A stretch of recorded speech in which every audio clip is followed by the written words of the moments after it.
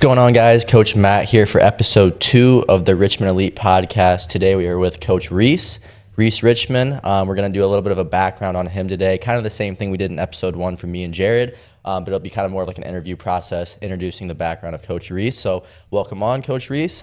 First thing we kind of want to start off with is your coaching background, your athletic background, kind of your athletic background in general, starting from like a young age to like where you're at now, and kind of how athletics and the coaches that you've had in your career have led to how you've kind of modeled your coaching today. Yeah, so thanks for having me on. Yeah, absolutely. It's pretty legit now, isn't it? It's pretty legit. Yeah. I guess my name is in the podcast. Yeah, it is. It's going to be on the thumbnail, too. It's going to say Reece Richmond big on the thumbnail, so it's good stuff. I started playing basketball when I was really young. My dad was a big basketball guy. He coached basketball for 25 plus years, so I played basketball from probably as old as I could stand, and then as I got into like grade school and stuff like that, I started playing football, and then as I got into like middle school, I started doing track throwing. Specifically, I did shot put and discus. In middle school, I kind of ventured away from the basketball. I still played it, but it wasn't like my primary sport. My dad would hate that I said that, but yeah, it just wasn't for me. I just wasn't enjoying it very much. But football and track were really my bread and butter, and I played D-line in football, D-end, D-tackle, depending on the day. And then I threw shot put and discus, and they had a really nice carryover. It was pretty fun to train those as well. Worked with some pretty good coaches through all that process too, and it's helped shape my training philosophy. Yeah. Sure. So who was like your first football coach? Like, I know Jared was talking about your guys' dad was obviously big in basketball and like a big basketball coach for you guys growing up. But like, who was that first football coach for you that was kind of like, this is the guy I kind of want to model my career after, or kind of trust in a little bit? Well, my first football coach that I really took a lot from, his name is Myron Kepi. He's a defensive lineman at Iowa. He won a Rose Bowl. Nice. Rest in peace, by the way. Yeah. Not that long ago he passed, but he was our defensive line coach, and that dude, he knew his stuff. Like, there's a reason we had the best D-line unit probably one of the best D-line units in the state when I was a sophomore and all the way up. But that was one of our strong suits forever. But I learned a lot from him, and just a lot of stuff that, like, when you watch good football players play, you can see that this dude, he's teaching the same tendencies were there from those top guys. He's teaching the techniques that real players use. Yeah, for sure. That's awesome. I mean, like, and that's kind of what we talked about with Jared a little bit too, or I talked about with Jared, is like having a coach at a young age that's like at an elite level technique-wise, or at least like experience-wise when it comes to coaching, makes such a big difference. And we always talk about like high school weight rooms, right? Or like a big thing that we like are always hating to talk about because we know like the training process that goes on there, right? And so like at a young age, at a high school, or at a young age, having a coach like that where you can kind of trust and like, okay, I'm seeing the same things at the highest level, right, that we're doing in practices, and that makes it easier to do it, right? Like a lot of the times the biggest thing we have to convince kids of is like, why are we doing this? Yes, like, it doesn't make sense, right? But it makes it a lot easier when you see like your role models, or you see like the guys at the highest level doing it. So yeah, absolutely. It's pretty cool. So kind of go on from high school, kind of like where your athletic career went, and then from there, and then kind of like leading into like your weightlifting stuff and kind of how it got you into coaching. Maybe not necessarily even getting what you wanted out of your athletic career, and how that led to you being a better coach now, right? Yeah. So kind of expand on that a little bit. After high school, I was a pretty good shot put and discus thrower, despite having put in not very much time. And I was pretty good at football, and I put in a lot more time to football, but I was going to play. I was either debating on like walking on at like a lower level D1, because I think I could probably have done that decently, or going to play at like a D3 and go into like a nicer place, something like that. So I was gonna go throw at Augustana College for the longest time, and then a bunch of things happened. Basically, family matters, opportunity to start coaching, that happened. So at the end of the day, it just ended up working out, and now I do weightlifting because I don't have to do that collegiately, and I can do that on my own time, and that's nice to do. But that's why I'm not in a collegiate sport, but I'm a weightlifter now and plan to be at the top of the top soon. having a few injuries set me back, fresh off the meniscus Just a few surgery. guys. Just a few injuries. Just a few. Yeah, just a few injuries from Reece. Yeah. Little hammy tear, meniscus tear, back-to-back years. But we're on a comeback now. We're coming back. But and he's only 20 years old, by the way. So I mean, it's a fast injury start for your young career, but he's got a long ways to go still, obviously, in his career. So it's a good thing. I got to get right, but it's going to be a good time. Absolutely. Here in the hopefully entering my prime. Yeah. Right about now. So I just got to get right. Get healthy. And it's honestly like I feel like I don't know if you can relate to this a little bit, but for me when I started coaching, I feel like I got better at my respective like sport or respective like you know what I was teaching because I was still doing it myself, right? So It's like you're still, you know, advancing yourself athletically within weightlifting. So when these kids come in, it's like you're able to give them kind of an inside information that some coaches may not be able to because you're going through the same like crappy stuff that they're going through on the daily basis, right? Especially injury related, you know, working around injuries. This guy hasn't missed a workout since his surgery, honestly. Like we work out, like Jared said in the last episode, we work out Monday, Wednesday, Friday. He's here every single time working out. Just because, you know, he's in a brace, not anymore, but just because he was. Yeah, we got the videos of me benching in the brace with the leg locked. So yeah, I feel like for you, that was like a big thing, you know, when it comes to coaching at a young age, especially, you're learning as you're going, and I feel like that's what's making you such a good coach. You know what I mean? So like especially the working around injury. Like I've had a lot of experience with that. Like given those last 2 injuries that I've had a lot of experience working around injury, and just honestly like knowing the body well enough to where I can like I have a lot of times where I have kids that come in and they're like, oh this is really bugging me. I'm like, well, we can still get our work in. I'm just going to tweak it this much. Like I'm going to have you basically internally rotate your shoulders, and that's going to make the rotator stop hurting, or this or that, or we're going to do something else. And when we can get around that problem while still working the movement pattern that we want to. So yeah, I've got a lot of experience doing that now. But definitely like being an athlete and a coach at the same time is like, I think it's more important than people even realize. Yeah, for sure. Because it allows you to connect to the people that you're coaching. Like, if you can't really like, if an athlete knows that, for one, if an athlete knows that you've been through the things that they're doing, they're going to respect you so much more. You're just going to gain that attention. That's why you see like former NFL players coaching, right? And they just grab your attention more. Same thing in every sport too. That's just it's NFL season. So for sure. We're talking about it. But, it happens in every sport. But another thing, like you can just talk to them about like the things that you wouldn't really understand if you didn't do the sport, like, oh yeah, when I do that, I feel that one type of way too. Right. Like I relate to them in a certain way. Exactly. Yeah, and a lot of times it's the stuff that like is the hardest stuff, right? Like I think Jared used an example of like the bar on the back for a squat, right? Yeah. Like, yeah, it hurts everybody, right? You're not like you don't stand out because of that, but you know, I've also gone through that and I know it gets better. Exactly. So like trust me that it gets better, right? Exactly. But, or like your hands hurting when you do pull-ups. I hear a lot of kids do that. Yeah. Right. Stuff Absolutely. like that. Absolutely. And yeah, it's like, you know, those things that you've gone through, you know, you have learned through experience and through coaches how to like cope with those and kind of how to like react to those certain situations in an appropriate way rather than like shutting down from it, right? Yeah. Like a lot of times we see like the biggest thing I think that I hate as a coach is hearing the words "I can't."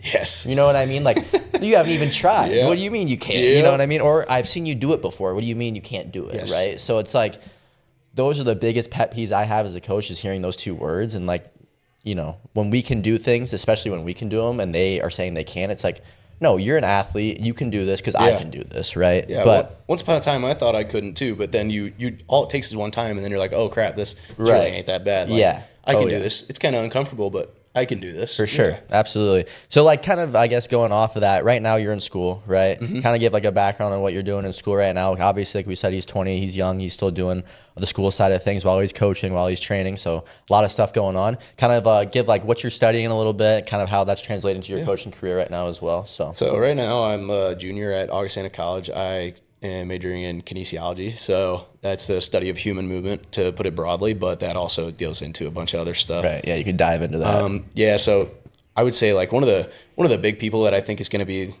like probably a big molding like mentor and like my philosophy and a lot of the things that I learn is one of my instructors at Augustana right now. His name's Dr. Sean Edmonds. He's actually got his PhD in kinesiology, but he's a editor for the NSCA, the National Strength Conditioning Association. Oh yeah, you just told me about that. What did he just send you recently?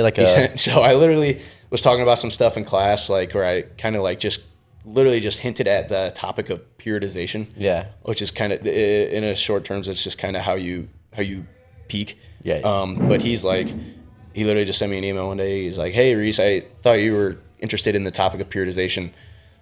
I have some videos on it if you're curious." I was like, "Cool. How do I see these videos?" And then he just Dropboxed me a 3-day online seminar of like 15-hour-long videos on periodization. So That's awesome. That's a good resource that I have right now. But yeah, hopefully there's been kind of talks about Augustana getting a master's program in kinesiology. Nice. So honestly, like I've been thinking a lot about that, and I think if that's going to be a possibility at Augustana, I'm definitely getting. Yeah, dude. I mean, why not? Especially because it's close. You know, it's like having the resource close to you is the biggest thing. So you can still coach and do everything you want to around here. But that's pretty legit. I didn't know they were gonna do that. But that's talks. Yeah. Yeah. There's rumors, and I think probably because it's a huge thing at Augustana, and it's just growing everywhere too. Right. Oh, I know. Like, I obviously went to college at Loras in Dubuque, and I know like Clark University and Loras. Yeah. I mean, they kind of go hand in hand with their PT things, but PT school is a big thing now, obviously. So, and they have it at Ambrose, obviously, too. So it's like becoming a lot more relevant, I think, today. And it's because of like the profession, I feel like, of strength and conditioning and like nutrition and everything that involves like the body. And they all just kind of go hand in hand. Right. And I feel like you got to that's know like a little bit about everything, I feel, to be good at it. Exactly. And it's like, I feel like I don't know. Right now, I feel like the fastest growing thing is like the fitness industry, especially with social media and social networking. Like I feel like everybody's a fitness influencer now, right? So it's like having people that actually do the work behind the scenes and going to school and like learning the body and doing all of that stuff is like so key for coaching, because now it's just like you get a certificate and then boom, you think you can tell everybody everything, right? You go pay a few $100 and somebody puts your name on some template, and all of a sudden you're allowed to coach whoever you want. Right. And tell them that you know what you're talking and about. That's like another way you can build relationships with your athletes is like you study these things and they know that, so they trust you a lot more, right? Like if you're actually doing the grinding of homework and grinding of studying, they know it is a grind. Yeah, it's a process, and you're learning as you go. So it's like they trust in that, and the credentials a lot, and so it's a good thing to have for you as well. But the masters would be awesome as well. I mean, are you ready for more school? Do you want to do more school?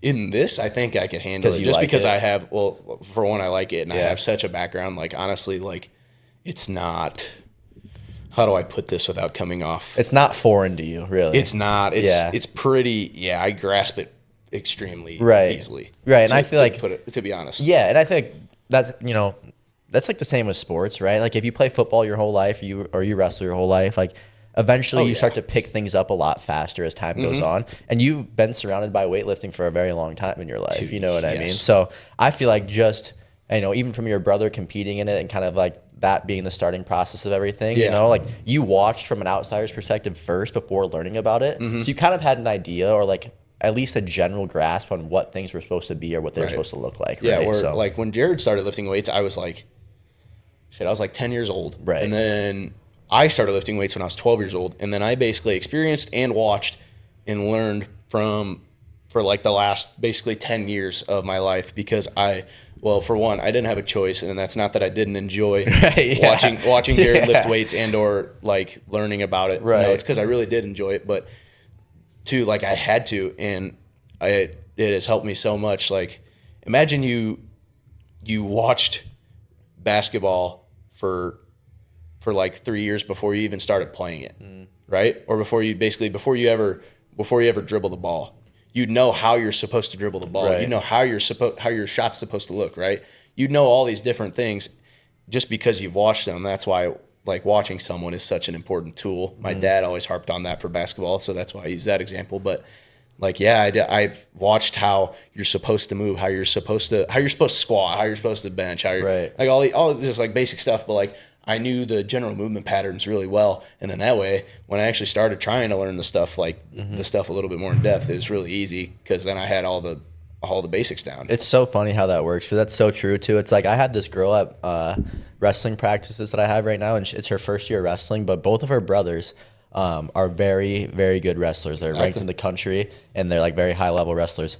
But her first year, and she comes in and she hits the same high level moves that like our top girls are hitting. She's watched it. And she's watched it for years. Like they've wrestled and for their whole lives, and she's watched them since she was born, basically. yeah. So just because she didn't do anything, for the first like 14 years of her life, now she's like, it's like she's wrestled her whole life, basically, right? It's so crazy. So a lot of times for you, that's the same thing, right? And it's like people forget just because you are young, like that you still have so much more experience than like other people. It's crazy, right? Like to think about it that way, because you are. A lot of times people are thinking like 20 years old, that's crazy that you're in the position you're in, right? Like coaching and doing what you're doing, which is awesome. Like, but I even forget that as your coworker and your friend. I'm like, I forget you're 20 years old all the time, right? Yeah, but basically every athlete that I coach has no idea that I'm 20 years well, old. everyone thinks that I'm younger. That for one. I like that for one. Yes, but everyone's like, Reece is younger than you. I'm like, yeah. Obviously, there's a little bit of the look to it, but like Yeah. I do like to think that the way I coach has something to do with For it sure. as well. No, that's a big thing. Obviously. Well, it's like for me when I was coaching in college, when I was coaching college wrestling right out of college, and I was young, and like everyone I was coaching was around the same age as me. It was very, very hard for me to like gain that respect, right away, because it's like you're young. How do I know? And that's honestly, it's really hard. Like when I first started coaching, I did like all these things where I would just over explain everything to try to basically prove my credibility. And then you get to a point where you're like, dude, I'm credible, and if you can't see that, then screw it, right? Like if you don't think I'm credible, don't work with me. Right, yeah, like you're in this position for a reason. Yeah, like, for sure. Like at the end of the day, I don't need to prove my credibility to anybody. I know, like we know, like what we there's offer. There's a reason that what I do gets results. Like, and that's, I really liked what you just said there. Like the credibility thing is really hard when I first started doing this, like, because I was just fresh and I was like, dude, I started coaching when I was 18. Yeah, I was gonna say, how old were you? 18 years old. Yeah, dude. I don't like. You don't even know your own life. And yet. I've always been a big chunky kid, so I've always had like confidence issues. Yeah. So I was like, oh man, like how the heck am I going to coach anybody? Like, if I'm only 18, that basically excludes everybody older than me. Right. And then I realized all it took was, one time for me to coach somebody who's older than me or the same age as me. Yep. And then boom, I was like, oh man, just because I'm this age doesn't mean I am inferior in any way. I still know what I got. Right. Absolutely. So moving on from that last kind of like question I had for you, and then we'll let you go here. But kind of what is your favorite part about coaching, and kind of what is your favorite like thing to instill into like every athlete? Like if you had one thing, like for me, it's, living day by day or training day by day, right? Like what's that one thing that you always try to instill in an athlete, or at least, if they don't leave with anything else, it's this thing. This is really hard to say, like, if they leave with one thing, but if they leave a period of coaching with me, that means like a good amount of time. Yeah. I really like to get the goals mindset across. Like, what is your goal? And I try to basically help them move that goal. So a lot of times kids come in, they're like, oh, I want to score 20 points or this. Yeah, It's like, it's like, dude, you're a freshman in high school playing JV. Let's chillax. Let's try to be good let's be fair, when it matters. Right. When we're playing varsity basketball or college basketball, let's not, or like we're making plays on the varsity team and that's trying to go to state. But right now you're worried about all these things that don't matter. Right. Like I try to really get kids to like a perspective shift is kind of what I try to get. For sure. Like especially where we're from. I mean, this is a pretty small town area, and a lot of kids that we work with, they're from small schools, and they get caught up in that small thing, and it's like, dude, you gotta take a step back, have a little perspective. Right. What you're doing right now has very little effect on anything. Yeah. We need to get you good for college or for varsity or for like even past college, Yeah. We gotta really point our goals to the future. And that's a hard thing for kids to understand, because I mean, it's a hard thing for all of us. I mean, short-term gratification is huge. Yeah, that's the biggest. Everybody wants that. Yeah. And I'm not saying that's a bad thing, because I mean, that's just natural, but you gotta really try to perspective shift. And I think being in like strength conditioning, like gaining strength is a long process. And I think that helps it. But then you get the people that have come here long enough, and then they really buy into what you're selling. They eat it up. Like, and then they start to realize, they're like, crap, man, this process ain't short, but it works. Right. And it's like, it's funny because when people watch the first episode and then they're going to watch this episode, they're going to be like, wow, it makes sense that they're all coaching together, because like our answers are very similar. Yeah, to I've each never other. actually watched the first episode for anybody. That's Yeah, curious, yeah, but he's I never almost- actually seen it. But I so. almost guarantee I'm like little Jared right now. Yeah, dude, all of our answers are pretty similar, but whatever. it is true. It's crazy. Like, it makes me sad sometimes the amount of athletes that we'll have that will be like, so like, you thinking about playing in college? And they're like, no, I don't think so. It's like, dude, why not though? Like, Yeah. why are you doing all this hard stuff like just for the right dude. now, dude? Like, get the gratification. Like, don't get me wrong, winning state titles is awesome. Like, I won a state title. It was awesome. It was a great feeling. But I would trade that 1,000 times for a national title, right? Yeah. You know what I mean? Like, I would trade it 100 million times for a national title. So it's like, that doesn't really matter to anybody when it comes down to it, right? Then you'd probably trade all those national titles that you could have had for a world title. Yeah, for real, dude. And It it's keeps all going up. It's Yeah. the perspective shift. Yeah. Oh, yeah. So that's a great point that like a lot of kids forget about. It's like, just don't worry about the right now. Like, right now, you'll get success if you train for the long term. Yeah. Like, that'll just come, right? It'll be a step-by-step process of success. But if you skip that beginning part, you're going to be screwed by the time you go into college because you're going to think you have it all figured out, or you're going to be burned out, one of the two. So And that perspective goes for like training methodologies, but also like your ability. Right. You got to remember when you're a freshman, bro, you ain't got it all figured you're out. not developed at all. Dude, Yeah. you don't know nothing. No offense to anybody. But Right. I was in that position too. I was like, man, when I was a freshman, I was talking so much crap to all these people that were better than me Yeah. and older than me and knew more than me. And man, like everybody says like you're your younger and dumber self, but my God, is that true? Yeah, Like, oh yeah. especially as an athlete. And if you could don't take know anything, nothing. don't be that athlete. If you could take anything from what he's saying, don't be the athlete. It is the that's most like, cliche thing, Yeah. but it is for a reason. Right. Yeah, There's I learned that. a reason. I learned that the hard way too in college. Like once you go, I thought I had it all figured out. Yep. You know, I thought I was the man. Senior year, you think you're the man, Right. and then college comes and boom. I got humbled so fast, dude. Yeah, I got Yep. humbled so fast. So Yep. it's take that advice. Don't try to be the guy that stands out right away. Just be the guy that learns, accepts that there's a learning Yes. process, and be a good teammate and be a hard worker, but understand that you kind of earn your stripes in that game a little bit more than they're given. But Definitely. all right, so that seems to be about it for episode 2. We had Coach Reece on for a little podcast. What were your thoughts? Oh, it was great. He was nervous at first. He's like, I can't, man. I can't redo anything. I don't like not being able to redo my cuts.